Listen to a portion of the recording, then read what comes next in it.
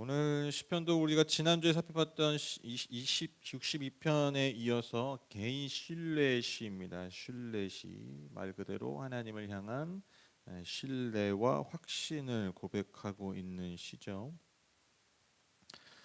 특별히 표제를 보시면 다윗이 유다 광야에 있을 때 지은 시라고 되어 있거든요. 즉 다윗의 인생에 있어서 가장 어떻게 보면 고통스럽고 불확실하고 매우 그 힘든 매우 절박한 그 하루하루 정말 생명이 왔다 갔다 하는 그 낭떠러지와 같은 어떤 그러한 삶, 그러한 상황이었지만 바로 그러한 상황에서 하나님을 향한 신뢰의 고백을 드렸다라는 것이죠. 1절 보시면 하나님 주님은 나의 하나님입니다. 내가 주님을 애타게 찾습니다. 물기 없는 땅, 메마르고 황폐한 땅에서 내 영혼이 주님을 찾아 목이 마르고 이 몸도 주님을 애타게 그리워합니다.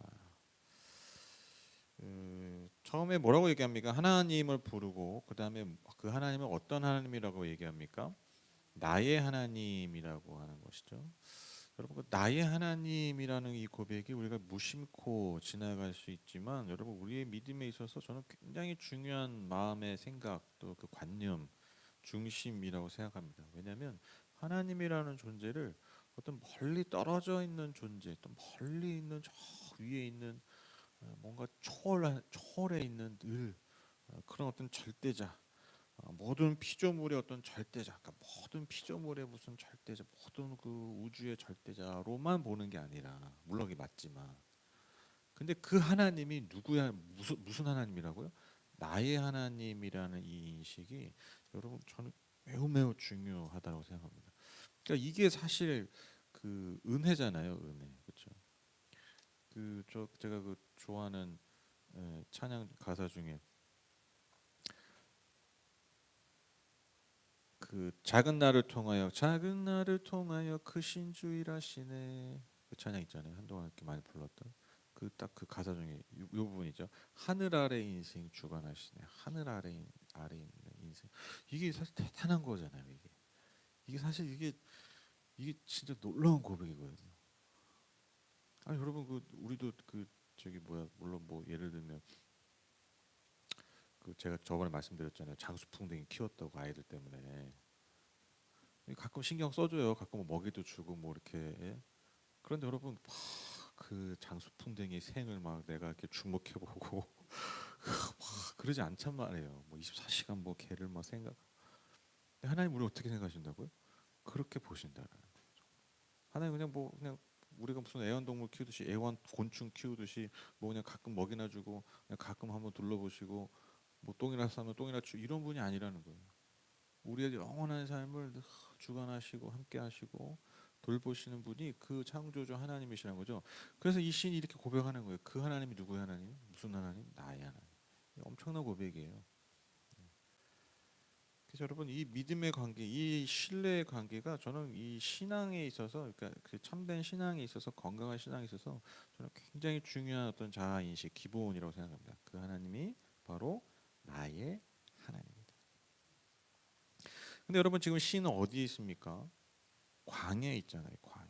광야는 어떤 곳입니까? 생명이 살 수 없는 곳이죠. 유다 광야인데 유다 광야가 그때 제가 몇 번 사진 보여드렸는데 그 정말 그냥 그 뭐라 그럴까요? 그냥 그 회색 같은 아무것도 없는 그런 광야라는 것이죠. 메마르고 그 황폐한 땅에서 마치 생명의 물을 찾아서 그 가운데서 그나마 그래도 있는 생명의 물을 찾아서 헤매듯이 지금 주님을 간절히 찾고 있음을 지금 고백하고 있죠.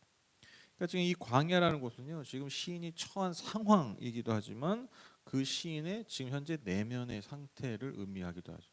우리가 광야에 가면은 그 마음도 광야잖아요, 그렇죠? 그렇죠? 왕국에 가면 마음도 왕궁이고. 지금 시인의 그 내면이 지금 광야라는 것이죠. 지금 그 고백을 하고 있는 거예요. 2절 3절 보시면 내가 성소에서 주님을 뵙고 주님의 권능과 주님의 영광을 봅니다. 주님의 한결같은 사랑이 생명보다 더 소중하기에 내 입술로 주님께 영광을 돌립니다. 1절에서는 장소가 지금 시인이 처한 장소가 광야였잖아요. 근데 지금 어디로 이동합니까? 성소로 이동합니다. 성전으로 이동하는 거죠. 즉 하나님이 계신 성전으로 이동합니다. 즉 광야의 자리를 벗어나서 이제 시인은요 광야에서 눈을 돌려서 어디로 가는 거예요? 하나님이 계신 성소로 눈을 돌리고 있는 거예요. 즉 메마르고 황폐한 내 내면의 상태에 계속 머물러 있는 것이 아니라 지금 그 내면의 마음의 상태를 어디로 지금 돌이키는 거예요? 내가 임재를 경험했다. 하나님의 살아계심과 하나님의 은혜와 사랑을 경험했던 그 임재를 경험했던 성소로 내 마음도 다시 돌이키고 있다라는 것이죠. 바로 그 성소에서 지금 시인은요 하나님의 권능과 영광을 바라봅니다. 왜 그렇습니까? 지금 시인에게 이것이 간절하게 필요하기 때문이죠. 그렇죠? 여러분 우리가 필요한 게 있으면 그 필요한 걸 가지고 있는 사람을 찾듯이 그렇죠? 우리가 그 뭔가 어떤 문제가 있으면 하나님을 찾을 때 그 하나님의 능력이 그 부분에 있어서의 능력을 구하듯이 지금 시인에게 필요한 게 뭐예요? 하나님의 힘, 하나님의 능력 그리고 하나님의 영광. 왜 영광이라는 게 그거잖아요. 이게 어떤 명예랑 비슷하잖아요. 그렇죠? 그러니까 이 시인들이 항상 그 처한 어려움 중에 하나가 뭡니까? 누명을 쓰거나 해코지를 당하거나 내 이름의 어떤 명예가 실추되는 그런 상황이지 않습니까? 그래서 지금 무엇을 바라봅니까 시인이? 하나님의 힘, 능력 그리고 하나님의 그 명예, 그 영광을 지금 바라보고 있습니다. 그리고 나서 이제 시인이 깨닫는 거죠. 뭐라고 깨닫습니까? 3절에 아주 유명한 고백이죠. 주님의 한결같은 사랑이 생명보다도 소중하기에 내 입술로 주님께 영광을 돌립니다. 여러분 옛날에 그런 그 찬양 아세요? 젊은 친구들 많이 불렀던. 갑자기 생각이 안 나네. 네네. 네네네. 주의 인자하심이 생명보다 나음으로 내 막 이렇게 춤추면서 막 노래 불렀잖아요. 모르시는구나. 그냥 뭐 그냥 천부의 오지없어 이런 거 부르셨죠? 전부 이거 무슨 뭐 신나게 불렀네.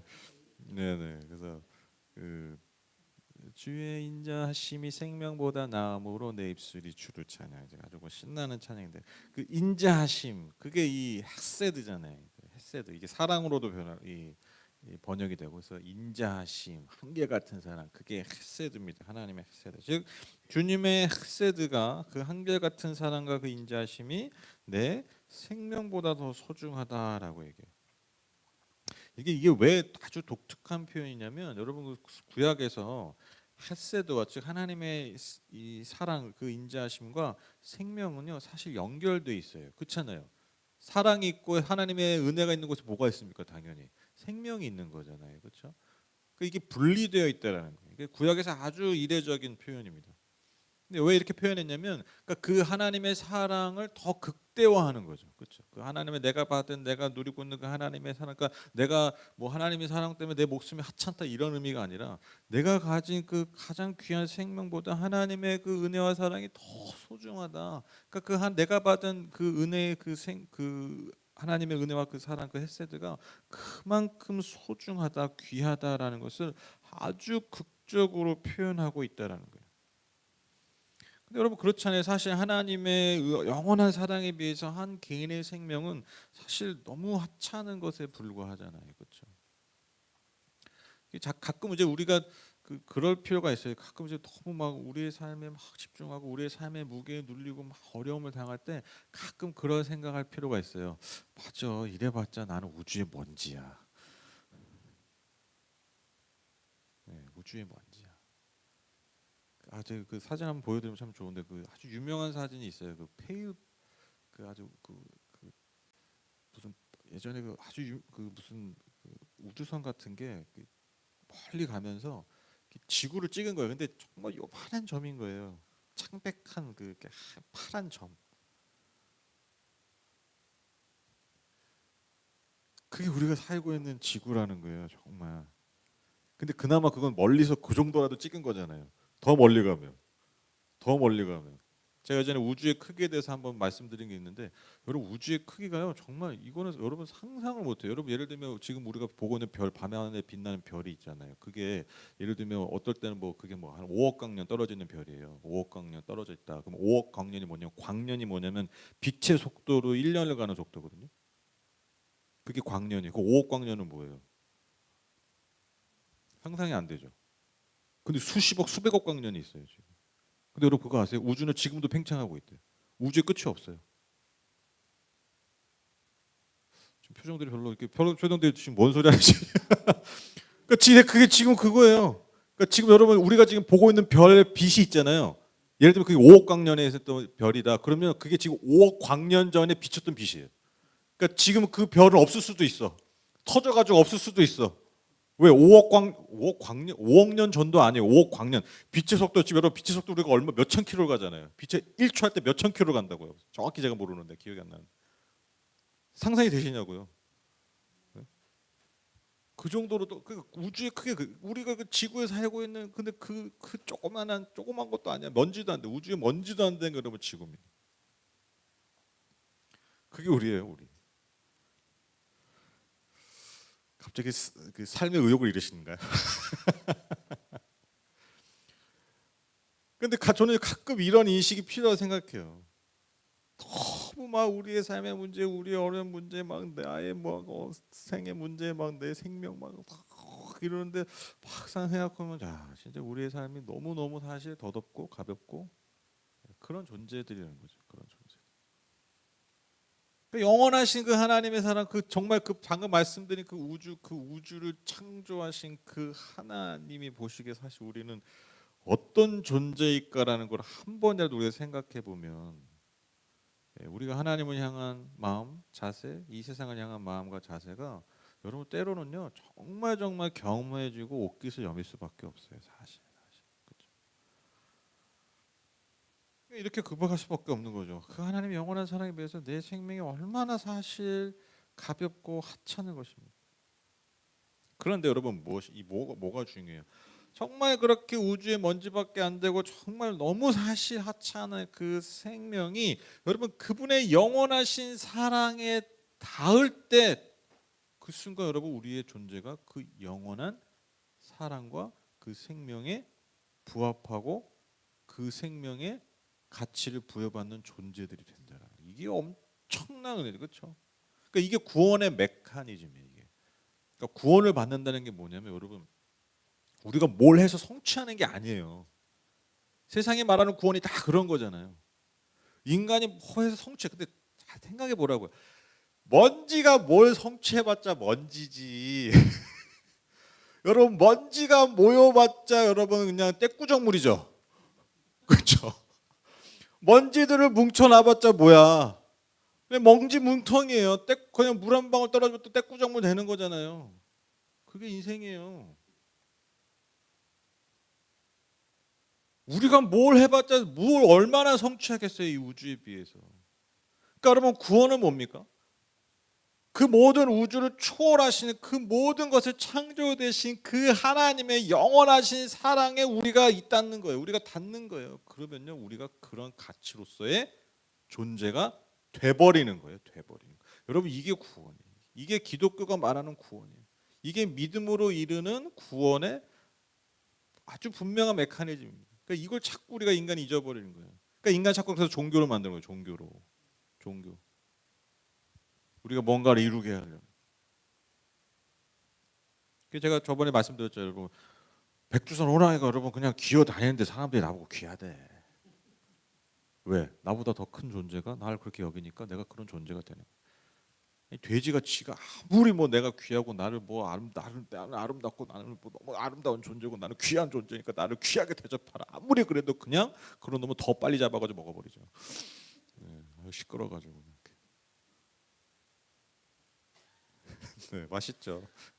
네, 돼지고기 맛있죠. 돌아 결국 돼지고기로 가죠. 그렇죠? 돌아 결국 삼겹살로 갑니다. 한국인은 그렇죠. 요즘 큰일이에요, 여러분. 우리 요즘 한류가 인기잖아요. 한류. 그 지금 해외에서 삼겹살이 인기래요. 근데 뭐가 문제냐? 좋아야 되는데 뭐가 문제냐면 이 칠레산 돼지고기가 유명한데 칠레산을 외국 사람들이 많이 수입해 간대요. 그래서 외국산 돼지고기가 비싸지고 있대. 그 지금 우리가 지금 큰일 났습니다. 한국인이 적당히 해야 되는데 뭔 얘기하고 있어요? 지금 돼지 얘기하고 있다가 하나님의 은혜와 사랑 얘기하고 있다가 지금 그 영원하신 사랑 얘기하고 있다 지금 돼지 삼겹살이 지금 뭔 말입니까 지금?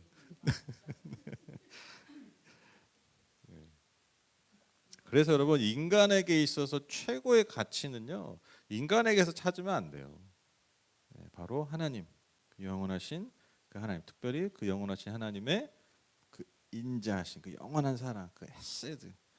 여러분 그 사랑이 바로 십자가로 증명된 그 사랑이 바로 우리의 가치를 결정한다는 거죠. 그래서 여러분 우리가 십자가를 붙든다는 게 여러분 그런 의미인 거예요.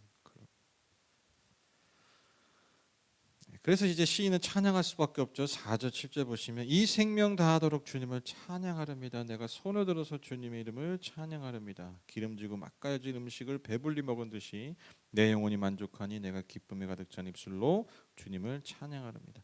잠자리에 들어서도 주님만을 기억하고 밤을 새우면서도 주님만을 생각합니다. 주님께서 나를 도우셨기에 나 이제 주님의 나에게 그늘 아래서 즐거이 노래하렵니다. 그러니까 내게 주신 생명, 즉 모든 삶, 그러니까 생명을 다해서 한다는 게 뭐냐면 내 모든 삶을 다해서 주님을 찬양한다라고 고백하죠. 기름지고 맛깔진 음식, 그러니까 기름진 음식. 여러분 지금은 이제 기름진 음식 막 피하잖아요. 뭐 지방이 뭐 피 안 좋고 뭐. 근데 여러분 옛날 사람들은 여러분 지방 먹을 일이 없어요. 그리고 여러분 그 사실 그 고기의 풍미는요 지방에서 나와요. 아시죠? 왜 삼겹살이 맛있습니까? 지방 때문입니다. 그 지방에 기가 막히게 있잖아요, 그렇죠? 예, 그래서 여러분 삼겹살이 맛있는 거예요. 여러분 그 소고기도 그 풍미가 깊은 게 등심이잖아요. 왜? 그 기름 때문이에요. 다. 그리고 우리 레위기 우리 강의할 때 배우셨죠. 하나님께 드리는 그 동물에 드릴 때 제일 좋은 부위가 뭐냐면요, 내장에 있는 기름이에요. 그 향을 받으신다고 그래요. 향. 그러니까 재물이 타는 향을 받으신다는데 그게 특별히 어떤 향이냐면 그러니까 좋은 재물이 뭐냐면 그 기름이 잘. 그러니까 기름 미치잖아요. 빨리 끝낼게요. 빨리 밥 먹자고요. 그 기름이 가장 좋은 음식. 그러니까 기름진 음식을 먹을 일이 없기 때문에 지금은 이제 그게 너무 많이 먹어서 문제지만 옛날에 기름지다는 것은 아주 좋은 음식, 가장 좋은 음식을 의미합니다. 그러니까 최고의 음식이죠. 즉 마치 최고의 음식을 먹고 배불렀을 때 그 만족함처럼 너무너무 맛있잖아요. 그렇죠? 이 뭐 진짜 1년에 한두 번 먹잖아요. 옛날 사람들은. 그 주님의 사랑이 너무 그 주님의 사랑이 내 영혼에 그러한 만족을 준다는 그런 만족. 내가 정말 오랜만에 기름진 거 먹었더니 너무너무 맛있고 너무너무 좋다. 오랜만에 저기 그 툭불 소고기 먹었더니 등심 먹었더니 너무너무 그냥 입에서 넣자마자 그냥 녹아버리는 참치 대뱃살. 그것도 대뱃살 왜 맛있습니까? 지방이 제일 많잖아요. 참치 대뱃살 먹었더니 그냥 입에 넣자마자 뭐야 입에 넣었더니 어디로 사라졌어. 막 이래 너무 맛있잖아요. 그렇죠? 고깃집 갈까요? 목사님 그만하시죠. 고깃집 가자는데요. 오늘 예배 분위기가 이상해집니다. 아니에요. 뭐 아니에요. 다 그게 뭐 같은 마음이어서 그래요. 네.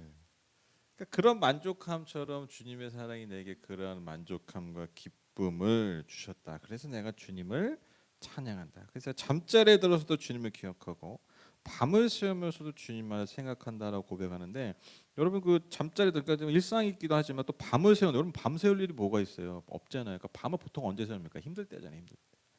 그러니까 보통 삶에서도 그렇지만 내가 힘들고 어려울 때도 내가 주님만을 기억하며 주님을 노래할 것이다. 그렇게 고백하고 있습니다. 그리고 이어서 이제 시인은요 자신의 삶과 적들의 삶에 대한 자신의 확신을 고백하는데요. 8절 10절 보시면 이 몸이 주님께 매달리니 주님의 오른손이 나를 꼭 붙잡아 주십니다. 나를 죽이려고 노리는 자는 땅 아래 깊은 곳으로 떨어질 것이다. 그들은 칼을 맞고 쓰러지고 그 죽음은 승냥이의 밥이 될 것이다. 그러니까 마치 내가 주님의 그 영원하신 사랑에 매달렸기 때문에 그러니까 하나님이 영원하시잖아요. 그 영원한 사랑이니까요. 여러분 그 영원한 사랑이 나를 늘 꼭 붙잡아 주시는 거예요. 절대로 놓지 않는 거예요. 그렇죠? 반면에 나를 죽이려고 하는 자들은 깊은 땅 속으로 떨어지니까 저주를 받는 거죠. 칼에 맞아 쓰러지고 그의 시신이 들짐승의 먹이가 돼서 매우 비참한 최후를 맞이할 것이다라고 선포하고 있습니다. 여러분 그 시신이 들짐승의 먹이가 된다는 건요. 지금도 상상할 수가 없잖아요. 지금도 상상할 수가 없어요. 여러분 그 서울의 어떤 병원인가 이런데 몇 군데에 장례식장인가 저도 정확하게 기억이 안 나는데 그 무연고 사망자 장례식을 치러줘요. 그래서 그 목사, 뭐 스님, 뭐 여러 종교의 그 뭐 자원봉사자 종교인들 돌아가면서 그 무용고로 돌아가시는 분들이 있잖아요. 그 가족을 찾을 수 없는 그런 분들이 이렇게 돌아가면서 장례를 지어서 제가 아는 목사님이 자기가 몇 번 거기 봉사하셨다는 거 이렇게 제가 올린 글을 봤는데 참 의미 있다 그런 생각인데 여러분 지금도 무용고인 사람들 심지어 이렇게 장례도 해주잖아요. 지금. 왜냐 그 사람이 그렇잖아요. 그 마지막 길을 간다라는 게 아무리 뭐 삶이 좀 힘들고 어려웠어도 그 길을 그래도 이렇게 좀 예?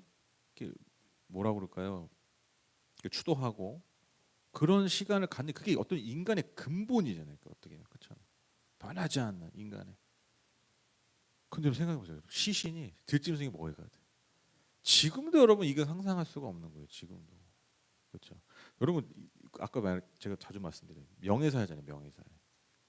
중동은 고대근동은 더 했겠죠. 더 했겠죠. 근데 시신이 들짐승에 뜯겨서 그냥 사라지는 거예요. 그냥 뼈만 남는 거예요. 이게 상상할 수 없는 그러니까 인간이 생각할 수 있는 최악의 결말, 최악의 저주. 그의 인생을 보자 최악의 저주가 이거예요. 그래서 여러분 그 북이스라엘에서 가장 유명했던 왕이 누구냐면 여러분 안 좋은 의미로 유명한 거죠. 아합 왕이죠. 아합 왕. 아합 왕이 또 왜 유명합니까? 그 아내 때문에 유명하잖아요. 이세벨 기억나시죠? 아합과 이세벨이 왜 유명합니까? 안 좋은 의미로 북이스라엘에서 바알 숭배를 가장 본격적으로 했던 말 그대로 바알 종교를 부흥시켰던 인물이 두 인물이에요. 이때 등장한 인물이 여러분 잘 아시는 엘리야잖아요. 엘리야가 이제 그 아합과 이세벨과 맞서 싸운 거잖아요. 어떻게 보면 그렇죠? 신앙의 대결을 한 거죠. 근데 여러분 잘 아시는 그 이세벨이 이렇게 죽었어요. 엘리야가 이렇게 예언했거든. 너의 시신을 뒤짐승이 먹을 것이다. 이세벨이 그렇게 죽은 것처럼 여러분 인간에게서 가장 끔찍한 저주가 바로 이런 저주인데 여러분 지금 이 시인을 공격하는 악인들이 그러한 저주를 당할 것이다. 그렇게 이해하고 선포하고 있습니다. 마지막으로 시편 61편과 똑같이 이 왕에 대한 언급으로 마무리되는데 11절 그러나 우리의 왕은 하나님을 기뻐하며 하나님의 이름으로 맹세하는 사람들은 모두 왕을 칭송할 것이다. 그러나 거짓말하는 자들은 말문이 막힐 것이다. 그러니까 이게 왜 갑자기 이렇게 61편도 그렇고 63편도 그렇고 뭐 갑자기 뭐 개인적인 뭐 신뢰 고백하다가 뭐 탄원하다가 왜 갑자기 왕을 이 등장시키냐. 이게 어떤 제의적 그러니까 예배적 상황에서 이게 아마 시편에 사용됐을 때 학자들이 이제 추측하는 거예요. 이게 아마 왕과 관련된 어떤 행사나 어떤 의식에서 이 시편이 읽혀졌을 것이다. 그래서 이제 왕에 대한 언급을 추가했을 것이다. 뭐 이런 어떤 견해도 있고. 근데 또 한편으로는 이 메시지적으로 보면 여러분 제가 말씀드렸다시피 여러분 개인의 삶과 왕의 통치는요 아주 긴밀하게 연결된 시대잖아요. 그래서 어떤 개인의 삶을 넘어서 그 왕의 다스림을 통해서 하나님의 다스림을 간구하는 이해되시죠?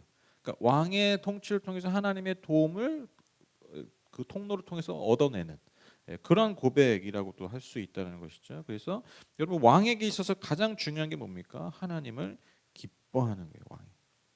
그래서 그 하나님을 기뻐함으로 하나님을 온전히 섬기는 왕은요 하나님 많은 이들에게 칭송을 받고 그런 왕을 사람들이 자랑한다는 거예요. 그러나 반면에 거짓말하는 자들, 즉 왕의 통치를 벗어나서 거짓말하는 자들은 그들의 말문이 막히게 될 것이다. 그러니까 이 표현은 어떻게 보면 이 11절은 왕에 대한 촉구의 기능을 하기도 하죠. 그렇죠? 즉 왕은 어떻게 부름받은 사람들이라고요? 하나님을 기뻐하도록 부름받은 자들. 그리고 거짓말하는 자들을 심판해야 될 책무가 있다는 거예요. 그러니까 지금 시인의 상을 엿볼 수 있는 거죠. 시인에게 필요한 어떤 그 자신을 공격하는 거짓된 자들을 왕의 힘을 빌어서 저들을 다스리고 심판의 됨을 촉구하고 있다라고 볼 수 있습니다. 제가 오늘 이제 시편 보면서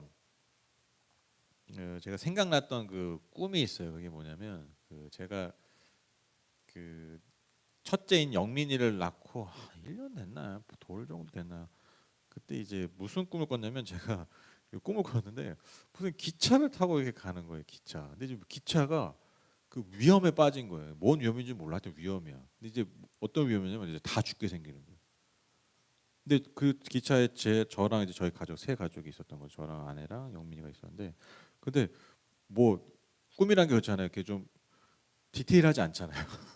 그렇죠. 그러니까 꿈이 뭐 이렇게 자세. 근데 꿈에서 제가 죽으면 제 아내와 영민이가 사는 거예요.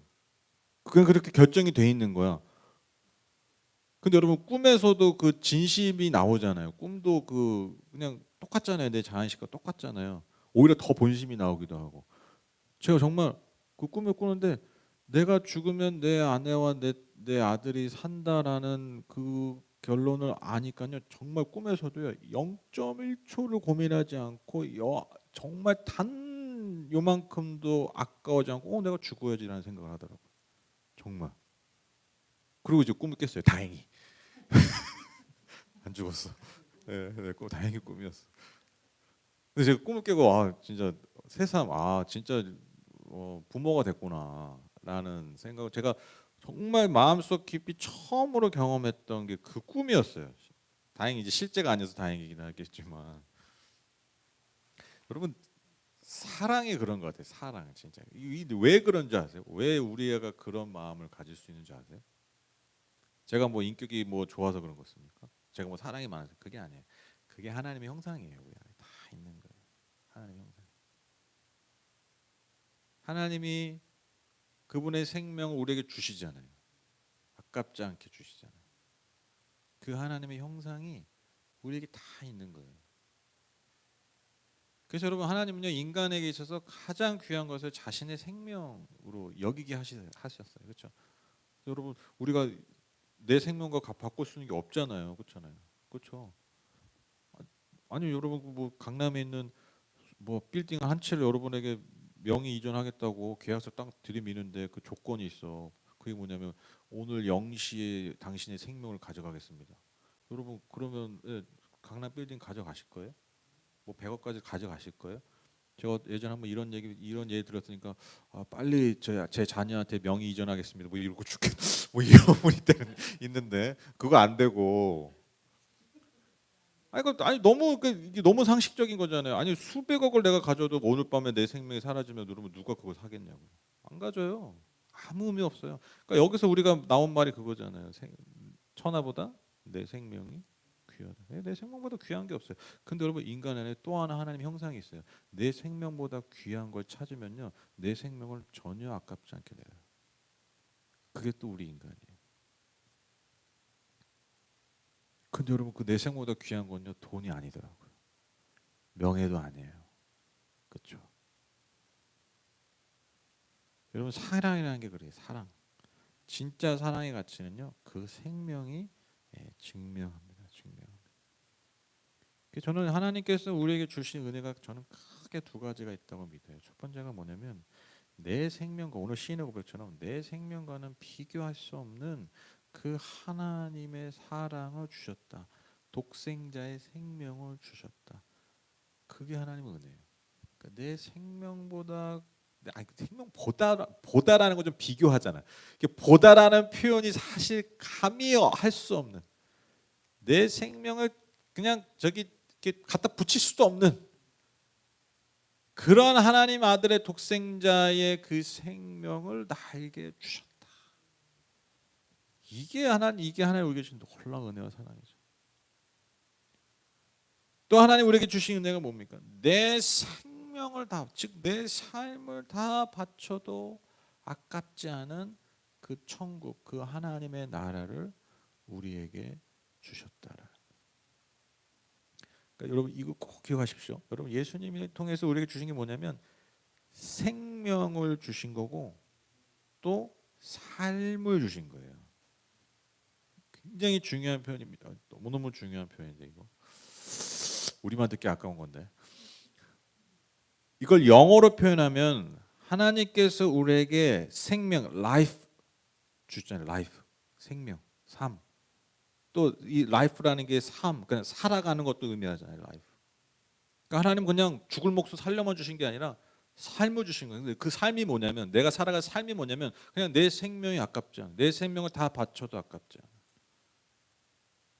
그 영원한 삶, 그 영원한 삶을 즉 우리가 이 땅에서 삶을 살아도 내 삶을 다 바쳐도 아깝지 않은 삶을 주셨다. 그게 우리에게 주신 은혜라는 거예요. 그래서 하나님 우리에게 내 생명과 비할 수 없는 예수 그리스도의 생명을 주셨고 또한 내 생명을 다 바쳐도 아깝지 않아 하나님 나라를 주신. 여러분 이것만큼 은혜가 어디 있습니까? 여러분 정말 부러운 인생이 뭔지 아세요? 진짜 부러운 인생은요, 내 생명을 그냥 지켜가지고 오래오래 사는 사람이 아니라, 그런 분들이 제일 부럽지 않아요? 생명을 아끼지 않고 누군가를 사랑하고 섬기는 것에 그 삶을 바치는 인생만큼 여러분 부러운 인생이 어디요? 저는 그게 제일 부럽던데. 내 생을 다 바쳐서 막 무언가를 사랑하고 섬기는 삶, 여러분 그게 얼마나 위대한 삶입니까? 예수님이 우리에게 그 삶을 보여주셨잖아요, 그렇죠? 그리고 우리에게 그러한 삶을 또한 살으라고 우리에게 본을 보이신 거죠, 그렇죠? 그게 여러분 제자들의 삶이었고, 그게 이 시대의 교회였고, 지금까지 온 교회의 모습이었어요. 여러분 그러한 교회의 모습들이 있었을 때, 그러한 성도들의 모습이 있었을 때, 여러분 교회가 부흥했어요, 그렇죠? 저들은 도대체 저들 안에 뭐가 있길래 저렇게 살까? 저렇게 삶을 다 바쳐서 저렇게 사랑할까? 그게 여러분 기독교의 정말 진수입니다. 진수.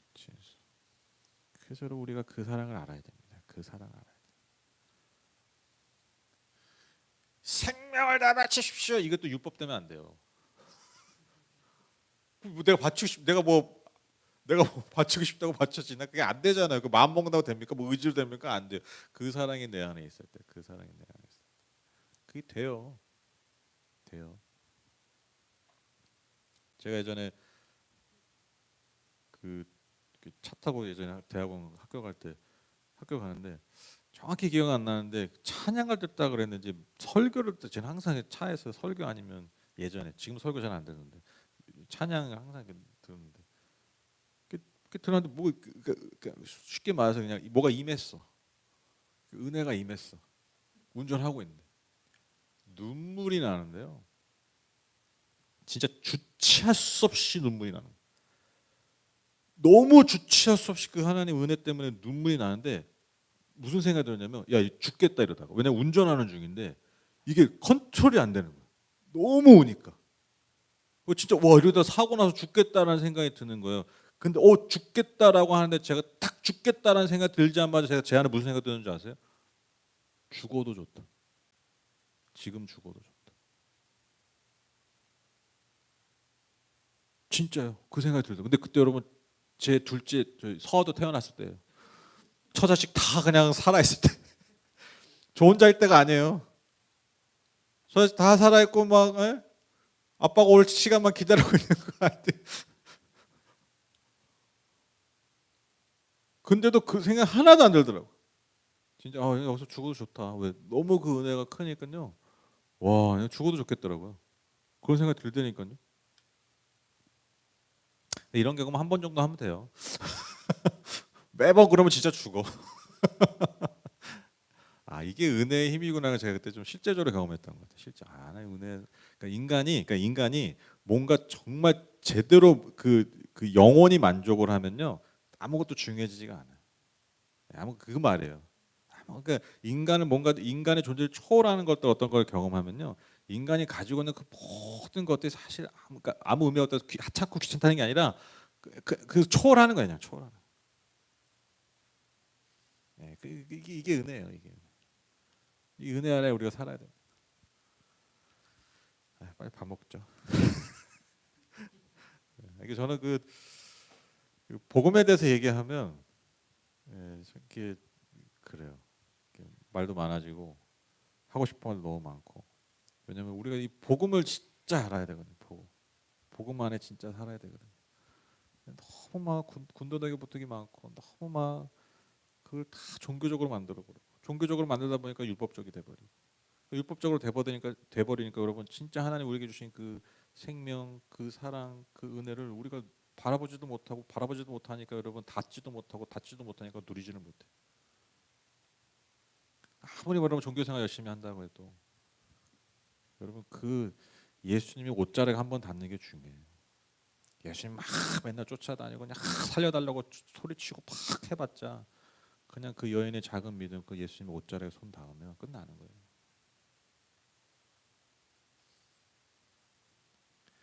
결론을 맺겠습니다. 내 생명보다 소중한 것이 우리에게 이미 있습니다. 이미 우리 안에 있습니다. 그래서 우리가 얼마나 복된 존재들인지, 내 생명보다 소중한 것이 내게 있습니다라고 고백할 수 있는 삶이 얼마나 소중하고 얼마나 귀한 삶인지, 얼마나 복된 삶인지 우리가 이렇게 고백할 수 있는 오늘 시편의 이 고백처럼 우리 평생 고백할 수 있는 저와 여러분 다 되시기를 주님의 이름으로 축복합니다.